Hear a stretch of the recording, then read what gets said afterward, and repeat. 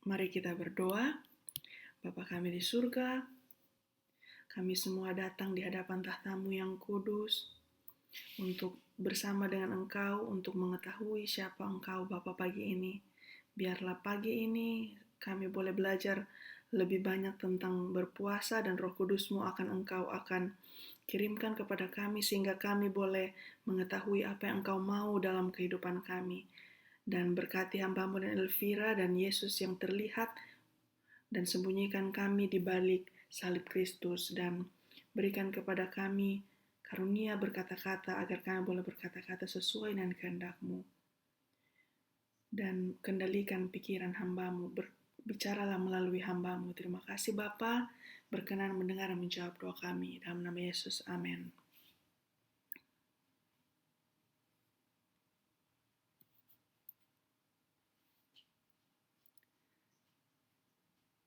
Kita sudah tiba di hari yang terakhir dan saya berdoa apa yang sudah dibagikan boleh menjadi berkat buat saudara-saudara. Sekali lagi saya ingin mengulangi hal-hal yang sudah kita pelajari bersama.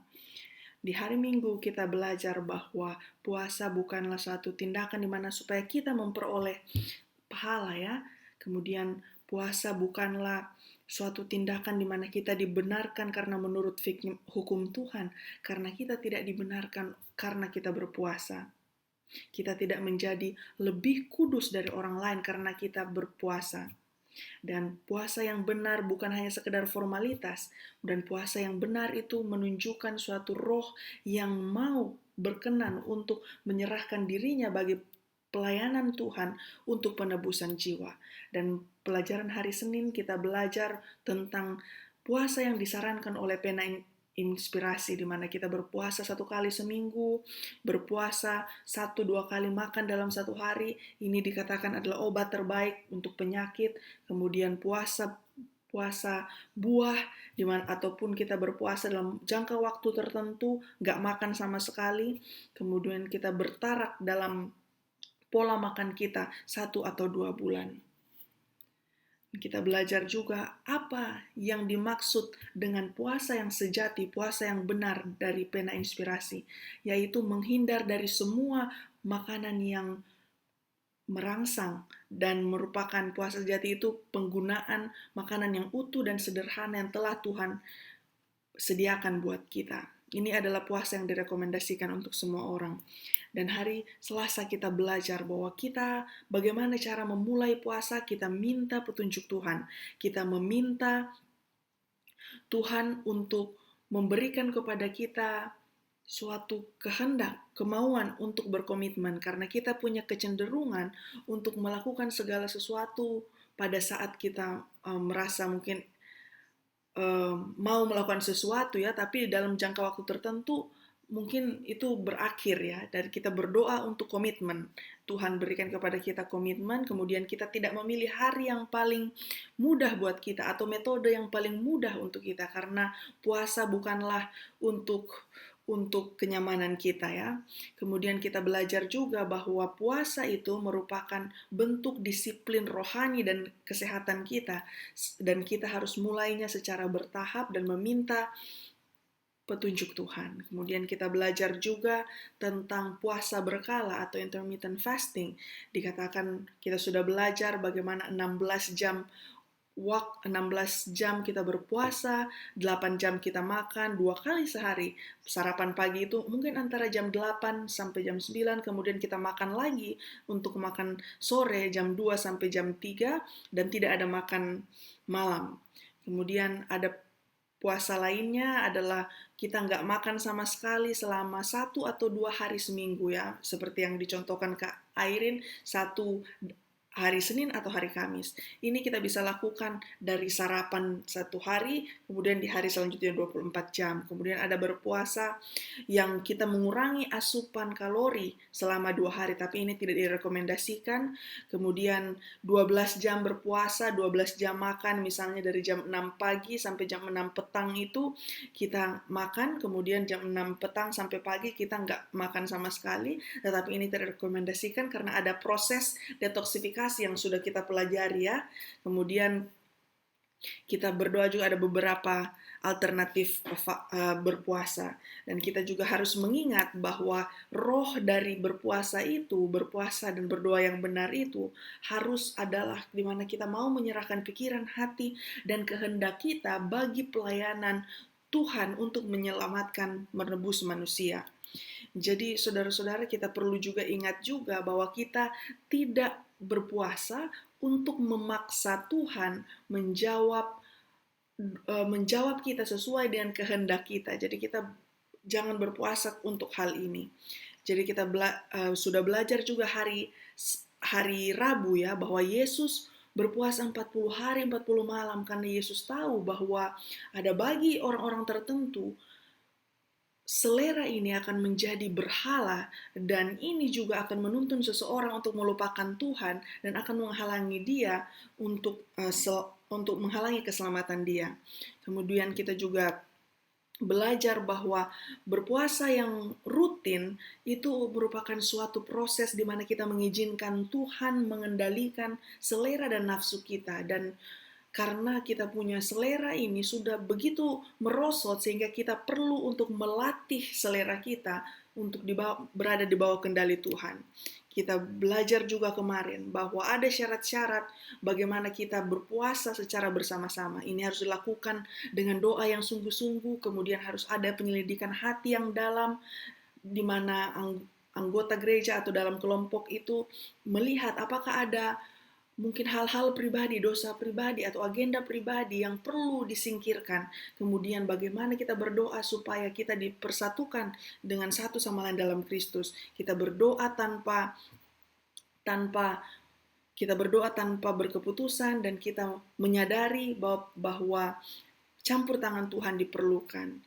Jadi kita belajar juga bahwa berpuasa secara berkelompok dan berdoa ini sangat penting karena akan mempersiapkan kita bagi ujian di akhir zaman. Kemudian kita sudah lihat di dalam 2 Korintus 7 ayat 14 ya, bagaimana kalau umat Tuhan merendahkan diri dengan penuh kerendahan hati, maka Tuhan akan mengampuni mereka dan akan memulihkan negeri mereka. Sekarang mari kita akan belajar tentang berpuasa akan menyingkirkan penghukuman atau penghakiman.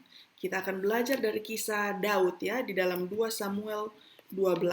Bagaimana Daud ini melakukan perzinahan ya dengan istri Uria, kemudian ada konsekuensi di mana anaknya sakit dan kemudian mati ya. Kita lihat di ayat 12, ayat 15, pasal 12. Sebab engkau telah melakukan secara tersembunyi, tetapi aku melakukan hal itu di depan seluruh saya secara terang-terangan. Lalu dikatakan, kita langsung ke ayat 17, nanti saudara-saudara boleh baca. Maka datanglah kepada ayat 16, lalu Daud memohon kepada Allah oleh karena anak itu berpuasa. Ia berpuasa dengan tekun, semalam-malaman itu dia berbaring di tanah. Maka datanglah kepadanya para tua-tua yang di rumahnya meminta ia bangun dari lantai, tapi ia tidak mau. Juga ia tidak makan bersama-sama dengan mereka. Pada hari ke-7 matilah anak itu.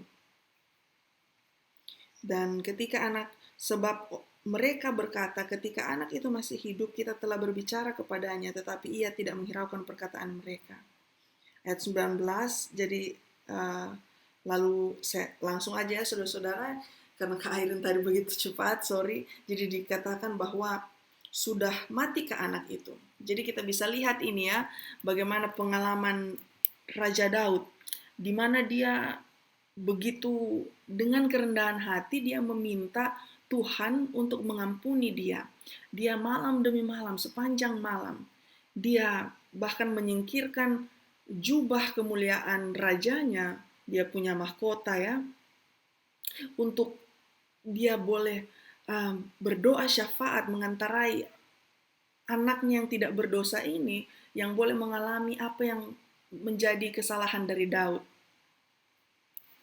Jadi kita bisa lihat di sini terkadang bahwa penghakiman atau penghukuman itu datang kepada seseorang ataupun satu kota, tetapi pada saat ada orang-orang ini merendahkan diri, bertobat, maka Tuhan akan menyingkirkan penghakiman itu.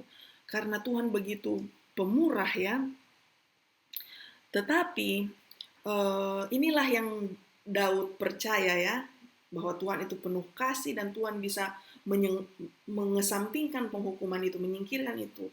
Dan inilah dimana yang menjadi alasan Daud bertekun di dalam permohonannya agar anaknya diselamatkan.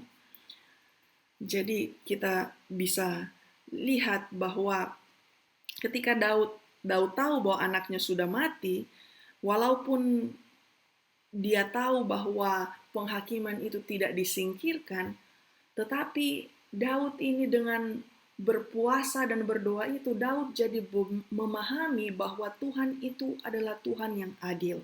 Dan Tuhan tetap percaya kepada kemurahan Tuhan. Dan ini merupakan satu pelajaran buat kita, di mana kita bisa saja berpuasa untuk memohon pengasihan Tuhan untuk menyingkirkan penghukuman yang harus diterima. Tetapi adalah hak prerogatif Tuhan, apakah Tuhan akan mengesampingkan, menyingkirkan penghakiman ini atau tidak. Tetapi kita harus ingat bahwa berpuasa tidak mengubah hati Tuhan terhadap kita. Tetapi ini sebaliknya, dengan berpuasa dan berdoa sungguh-sungguh ini, hati kita yang diubahkan terhadap Tuhan. Jadi seringkali kita menjadi kecewa, saudara-saudara, ketika kita lihat bahwa sudah kita berdoa, merendahkan diri, tetapi konsekuensi itu masih terus ada ya. Tetapi kita akan lihat di dalam Alkitab bahwa ada peristiwa di mana suatu penghukuman disingkirkan, yaitu dalam kisah Yunus. Kita bisa lihat ini di dalam Yunus 3 ayat 1 sampai 2. Bagaimana Yunus diperintahkan Tuhan untuk pergi ke Niniwe oleh karena mereka ini sudah sangat berdosa ya, dan bagaimana Yunus ini pergi ke sana, dan Yunus berkata ayat 4 bahwa Tuhan akan menunggangbalikan, akan membinasakan Niniwe ini dalam beberapa hari. Ayat 6 datang ayat 3-6 ya. Jadi kita bisa lihat bagaimana ketika Tuhan sudah memberikan keputusan untuk Niniwe, dan pada saat penduduk Niniwe ini mendengar hal ini dari Yunus, apa yang mereka lakukan, saudara-saudara? Kita bisa lihat mulai dari raja itu menanggalkan jubahnya dan berkabung, kemudian seluruh penduduk merendahkan diri di hadapan Tuhan. Dan kita lihat ayat 9, siapa tahu mungkin Allah berbalik dan menyesal serta berpaling dari murkanya. Dan kita lihat di ayat 10 dikatakan bahwa pada akhirnya Tuhan menyesal dan Tuhan mengesampingkan penghukuman itu dari mereka. Dan apa yang dikatakan oleh pena inspirasi, dikatakan sekali lagi hamba Tuhan diberikan perintah untuk mengamarkan Niniwe. Dan pada saat ini di mana Yunus tidak berhenti ya, dia tidak berhenti dan tidak ragu tentang hal ini, dia langsung menurut. Jadi kita bisa lihat bagaimana Yunus ini dari jalan ke jalan, dia berseru, menyerukan pekabaran bahwa Niniwe ini akan dibinasakan. Jadi kita bisa lihat bahwa pekabaran yang Yunus sampaikan ini adalah pekabaran tentang suatu hal yang tentang kemalangan ya, saudara-saudara, dari jalan ke jalan. Tetapi kita bisa lihat bahwa pekabaran ini tidak sia-sia. Kenapa, saudara-saudara? Karena seruan Yunus ini dikatakan terdengar di seluruh jalan di kota yang tidak bertuhan ini. Dan dikatakan bahwa Roh Kudus mendesak hati dari orang-orang ini, dari rumah ke rumah, dan menyebabkan semua orang pada saat itu gemetar, mereka mereka punya hati itu tersentuh karena dosa mereka, kemudian mereka bertobat dalam kerendahan hati. Kita bisa lihat bukan hanya sekelompok orang, saudara-saudara, tetapi seluruh kota itu mereka merendahkan hati dan mereka bertobat.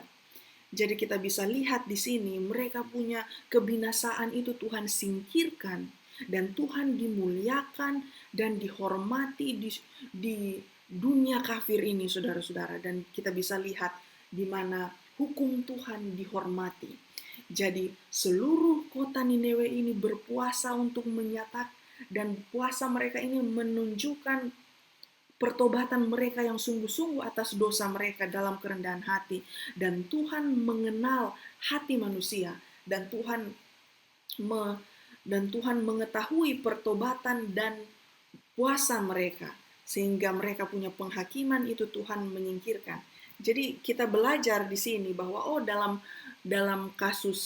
cerita Daud, walaupun dia sungguh-sungguh bertobat dan dia berpuasa, Tuhan tidak menyingkirkan penghukuman Tuhan.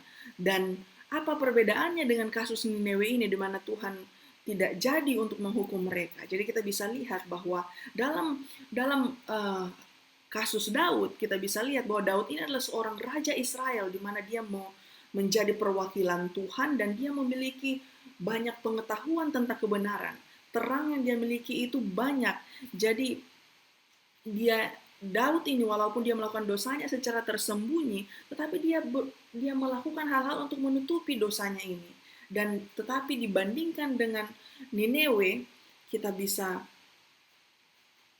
lihat bahwa itu berbeda.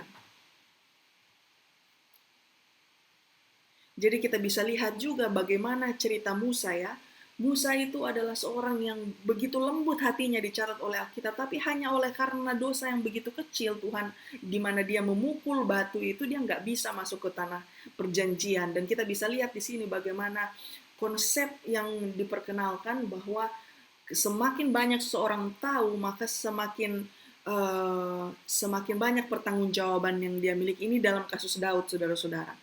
Jadi kita bisa lihat prinsip di sini bahwa puasa itu sekali lagi tidak mengubah hati Tuhan, tetapi apa yang kita bisa capai dengan puasa adalah kita bisa lihat betapa besar konsekuensi dosa itu dan betapa perlu kita untuk bertobat dan merendahkan diri kita. Tetapi adalah hak prerogatif Tuhan ya untuk memutuskan apakah akan menyingkirkan penghukuman itu atau tidak, seperti kasus Nineveh dan juga dalam Daud ya, kasus Daud. Kita bisa baca juga di Yeremia 17 ayat 9 sampai 10.